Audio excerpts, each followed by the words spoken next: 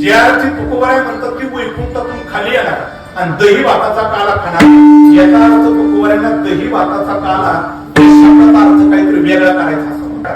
दही भाताचा काला याचा अर्थ काय असावा? अगोदर आपल्याला दहीचा अर्थ कळायला पाहिजे आणि भाताचा अर्थ कळायला पाहिजे. परत त्यात आहे ना, ज्याला दहीचा अर्थ कळाला आणि भाताचा अर्थ कळाला त्याला दही भाताचा काला कळाला. पण दहीचा अर्थ काय असावा आणि भाताचा अर्थ काय असावा? ज्या दह्याची तो आंबट केली, दही या शब्दाचा अर्थ करायचा प्रपंच आणि भात खाण्याकरता गोडे, त्याचा अर्थ करायचा परमार्थ आणि दोन्हीचा अर्थ असा करायचा बाह्यांगाने प्रपंचात राहा पण आतमध्ये मात्र परमार्थ फसून मारा. हे ज्याला कळलं त्याला दही भाताचा काला म्हणाला. तुकोबाराने विचारलं, तुकोबाराय या दही भाताच्या काळामध्ये दह्यावरती भात टाकायचा का भातावरती दही टाकायची?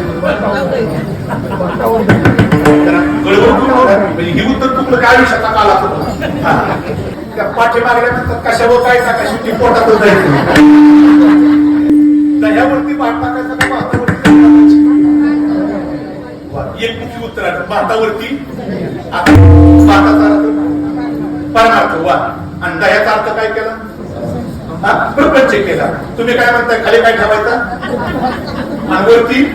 त्याचा अर्थ असं करावं लागेल बाह्यांगाने परमार्थात राहा आणि आतमध्ये मात्र प्रपंच नाही. आता परत त्याला विचारतो, आता दह्यावर भात का भातावरती?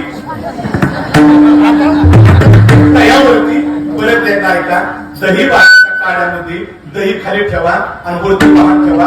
ही ज्याला कळालं त्याचा अर्थ असा आहे बाह्यांगाने प्रपंचात वावरायचं तेवढं वावरा पण आतमध्ये मात्र परमार्थ ठसून भरा. हे ज्याला कळालं तुकोबाराय म्हणतात त्याला दही भाताचा हा तिसरा काळा मिळाला.